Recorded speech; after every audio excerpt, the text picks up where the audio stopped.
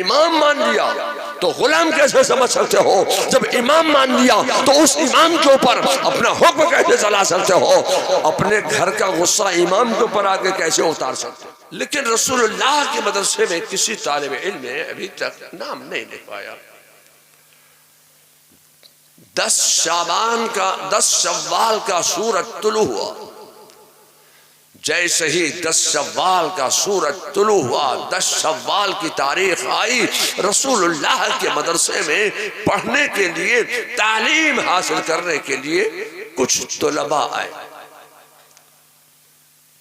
ان طلباء نے رسول اللہ کے مدرسے میں اپنا نام لکھوایا۔ جانتے ہو ان طلباء کا نام کیا تھا؟ ان طلباء کا نام ہے اصحاب صفہ۔ رسول اللہ کے مدرسے میں پڑھنے کے لیے طلباء آ گئے، پڑھانے والے موجود ہیں، پڑھانے کی جگہ مدرسہ موجود ہے، کالج موجود ہے، اسکول موجود ہے، جامعہ موجود ہے، دارالعلوم موجود ہے، پڑھنے والے بھی آ گئے، مگر کھلائیں کیا؟ مدرسوں میں، اسکول میں، کالج میں سب سے بڑا مسئلہ کھانے کا ہوتا ہے کہ پردیس سے گئے ہیں، اب کھائیں گے کیا؟ ابھی کوئی باورچی رکھا نہیں گیا، کوئی کک رکھا نہیں گیا، کوئی کچن قائم نہیں کیا گیا، کوئی مطبخ قائم نہیں کیا گیا ہے، کھلائیں کیا؟ رسول اللہ کے مدرسے کے طلباء کے کھانے کی ذمہ داری انصار مدینہ نے لی۔ کسی انصار مدینہ نے رسول اللہ کے مدرسے کے ایک طالب علم کے کھانے کی جاگیر اپنے گھر میں لگائی۔ کسی انصار مدینہ نے رسول اللہ کے مدرسے کے 2 طلباء کے کھانے کی جاگیریں اپنے گھر میں لگا لی۔ رسول اللہ نے اپنے مدرسے کے طلباء کے کھانے کی جاگیریں اپنے گھر میں لگا لی۔ لیجئے صاحب، وہ کھانے کا بھی انتظام ہو گیا، پڑھنے والے بھی موجود، پڑھانے والے بھی موجود، کھانے کا بھی انتظام ہو گیا، معلم بھی موجود، متعلم بھی موجود، ٹیچر بھی موجود، اسٹوڈنٹس بھی موجود، پڑھانے کی جگہ اسکول بھی موجود، مدرسہ بھی موجود، مگر اب پڑھائیں کیا؟ خدا کی قسم، ایجوکیشن حاصل کرو، تعلیم حاصل کرو، پیغام دے دیا، مگر اس وقت پڑھانے کے لیے کوئی کتاب سامنے موجود نہیں تھی۔ کتابی شکل میں قرآن ہے نہیں، پڑھائیں کیا؟ تفسیر کی کوئی کتاب ہے نہیں، پڑھائیں کیا؟ حدیث کی کوئی کتاب ہے نہیں، پڑھائیں کیا؟ صحاح ستہ کی کوئی کتاب ہے نہیں، پڑھائیں کیا؟ بخاری شریف ہے نہیں، پڑھائیں کیا؟ مشکات شریف ہے نہیں، پڑھائیں کیا؟ بیضاوی ہے نہیں، پڑھائیں کیا؟ شرح جامی ہے نہیں، پڑھائیں کیا؟ ملا حسن ہے نہیں، پڑھائیں کیا؟ شرح میت ہے نہیں، پڑھائیں کیا؟ علم الصیغہ ہے نہیں، پڑھائیں کیا؟ علم الصیغہ تو بہت بڑی بات تھی اس وقت ایجوکیشن کے نام پر، تعلیم کے نام پر، علم کے نام پر، پڑھنے کے نام پر اس وقت گلزار دبستہ بھی نہیں تھی، فارسی کی پہلی بھی نہیں تھی۔ فارسی کی پہلی تو بہت بڑی بات تھی اس وقت تو یسرنا القرآن بھی نہیں تھا۔ یسرنا القرآن تو بہت بڑی بات تھی اس وقت۔ خدا کی قسم، پڑھانے کے نام پر، علم دینے کے نام پر، تعلیم دینے کے نام پر، ایجوکیشن کے نام پر اس وقت قاعدہ بغدادی بھی نہیں تھا۔ قاعدہ بغدادی تو بہت بڑی بات تھی اس وقت پڑھانے کے نام پر، ایجوکیشن کے نام پر نورانی قاعدہ بھی نہیں تھا۔ آپ کیا ملتا ہے نا نورانی قاعدہ، وہ پلاسٹک والا، اس وقت وہ بھی نہیں تھا۔ پڑھائیں کیا؟ جہل دور کرو، علم حاصل کرو، تعلیم حاصل کرو، ایجوکیشن حاصل کرو، پیغام دے دیا۔ میں آپ سے کہنا چاہتا ہوں مدرسہ قائم کر دیا، اسکول قائم کر دیا، پڑھانے کے لیے اس وقت کسی فن کی کوئی کتاب سامنے موجود نہیں تھی۔ علم نحو کی کوئی کتاب ہے نہیں، علم صرف کی کوئی کتاب ہے نہیں، علم نجوم کی کوئی کتاب ہے نہیں، علم ریاضی کی کوئی کتاب ہے نہیں، علم تفسیر کی کوئی کتاب ہے نہیں، علم کسی علم کی کوئی کتاب اس وقت پڑھانے کے لیے موجود نہیں تھی۔ میں آپ سے کہنا چاہتا ہوں اس وقت پڑھانے کے لیے کوئی کتاب سامنے موجود نہ تھی تو نہ ہو، ایک نظر مصطفیٰ تو تھی۔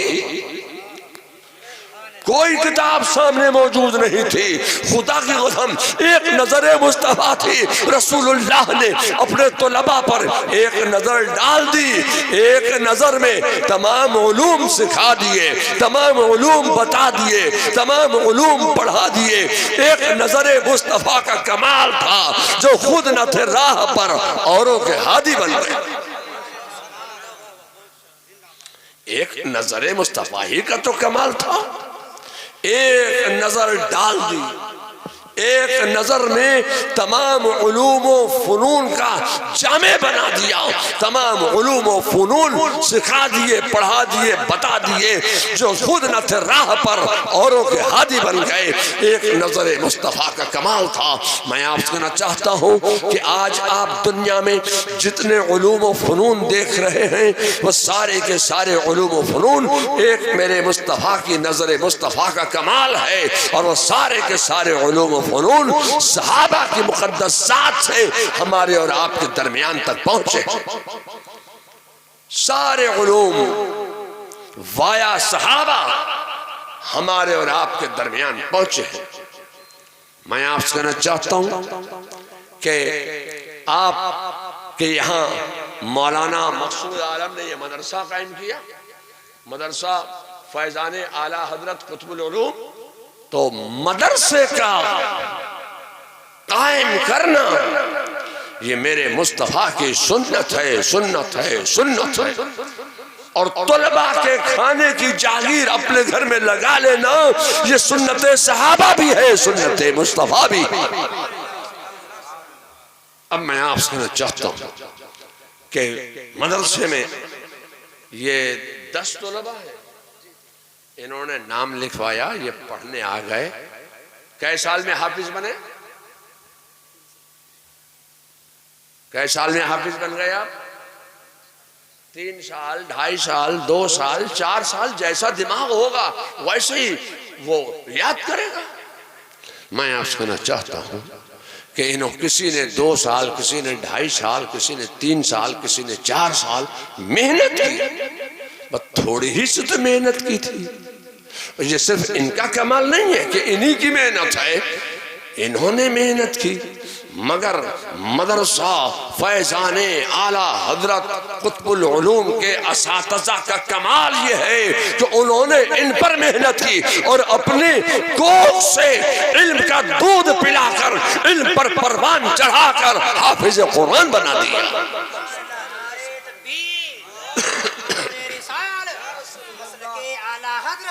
پیغام اعلیٰ حضرت، تعلیمات اعلیٰ حضرت، مشائخ اہل سنت، فیضان حضور توصیف ملت، نعرہ تکبیر، نعرہ رسالت۔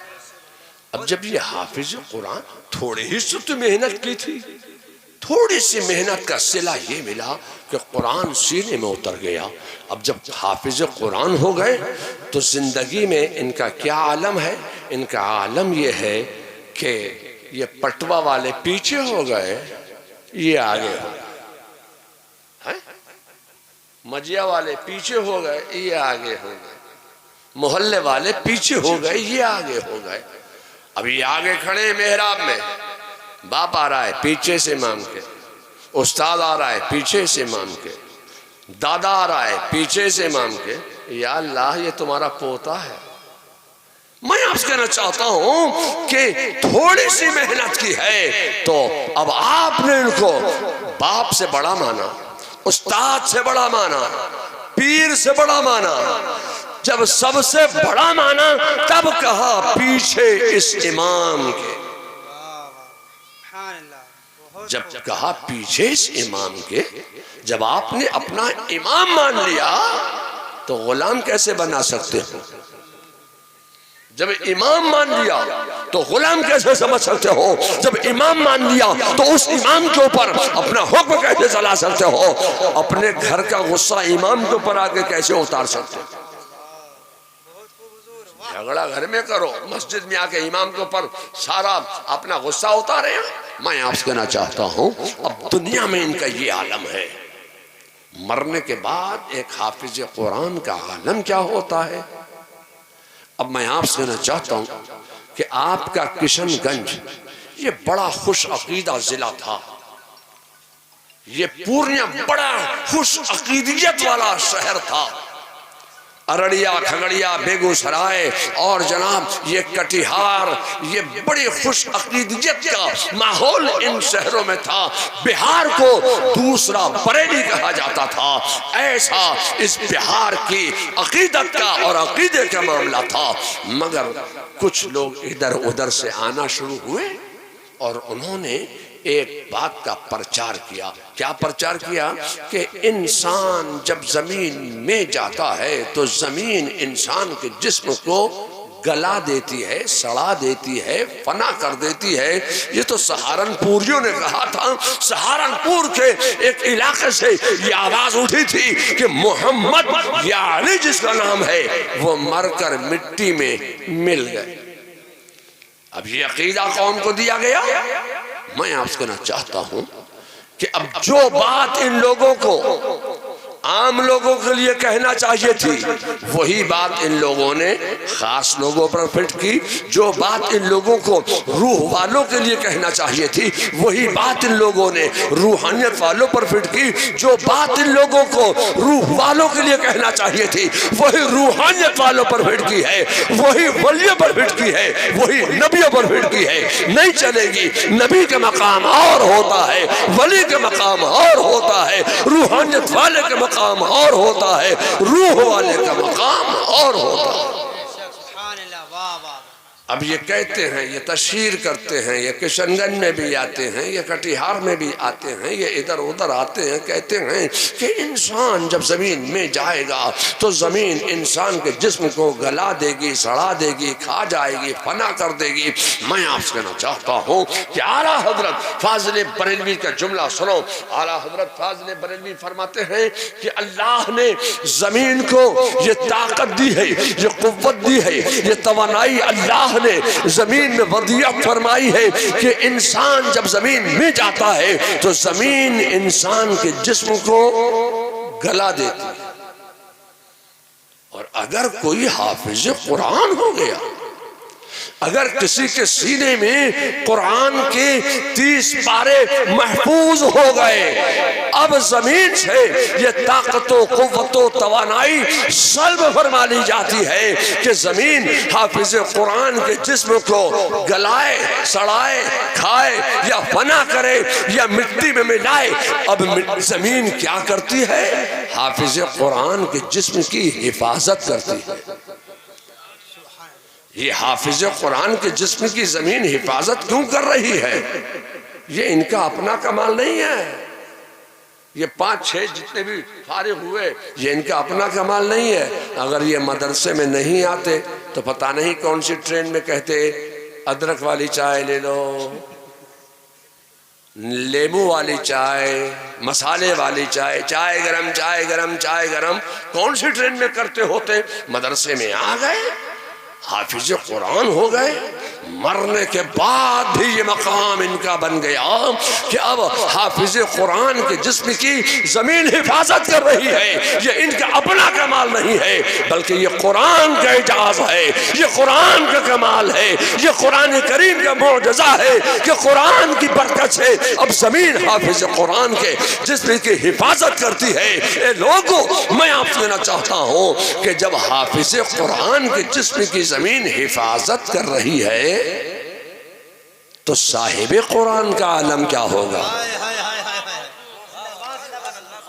جب حافظ قرآن کے جسم کی زمین حفاظت کرتی ہے تو صاحب قرآن کا عالم کیا ہوگا؟ صاحب قرآن کے جسم کی زمین کیسی حفاظت کر رہی ہوگی؟ لوگوں میں آپ سے کہنا چاہتا ہوں کہ زمین کا وہ حصہ جو میرے مصطفیٰ جان رحمت صلی اللہ علیہ وسلم کے مقدس جسم ناز سے مس کر گیا ہے، خدا کی قسم زمین کا وہ حصہ عرش اعظم سے بھی افضل ہو گیا۔ جب آپ ایک حافظ قرآن کے حال کا اندازہ نہیں لگا سکتے تو ایک عالم اسلام کا عالم کیا ہوگا؟ جب ایک عالم دین کے حال کا آپ اندازہ نہیں لگا سکتے تو ایک ولی کامل کا عالم کیا ہوگا؟ جب ایک ولی کے حال کا آپ اندازہ نہیں لگا سکتے تو مفتی اعظم ہند کا عالم کیا ہوگا؟ اعلیٰ حضرت کا عالم کیا ہوگا؟ غوث اعظم کا عالم کیا ہوگا؟ میں آپ سے کہنا چاہتا ہوں کہ جب آپ ایک ولی کے حال کا اندازہ نہیں لگا سکتے تو نیک نبی کا عالم کیا ہوگا؟ صاحب قرآن کا عالم کیا ہوگا؟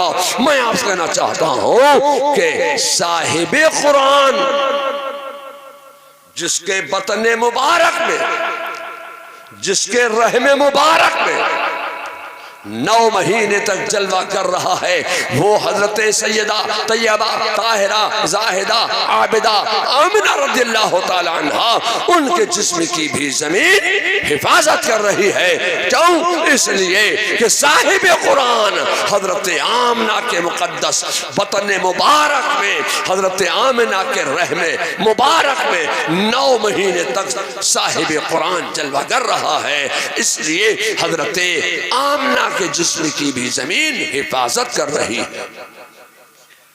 لوگوں، اللہ تعالیٰ اس ادارے کو ترقی عطا فرمائے اور اس ادارے کے معاونین کو، اراکین کو جزائے خیر عطا فرمائے، اور اس ادارے میں قال قال رسول اللہ اور تلاوت قرآن کی برکتوں سے اللہ تعالیٰ اس علاقے کی زمین سے اور اس علاقے کے مسلمانوں کے گھروں کی زمینوں اور در و دیوار سے اور ان سب کی زندگیوں سے اللہ تعالیٰ جملہ سیارگان کی نحوستوں کو دور فرمائے اور اپنی برکتوں کا، رحمتوں کا، نعمتوں کا نزول فرما دے۔